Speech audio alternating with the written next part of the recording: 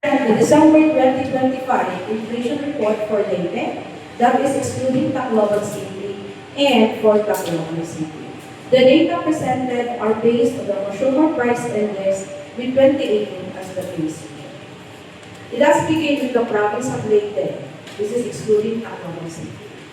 Leyte's headline inflation, or the overall pace of price increases, accelerated to 1.3% in December 2025, up from 0.8% in November 2025. The inflation rate of Leyte was lower than the regional inflation rate of 1.4% in December 2025. In December 2024, Leyte registered a lower inflation rate of 1.1%. Among the 6 provinces and HUC in Eastern Visayas, Leyte registered the third lowest inflation rate in December 2025.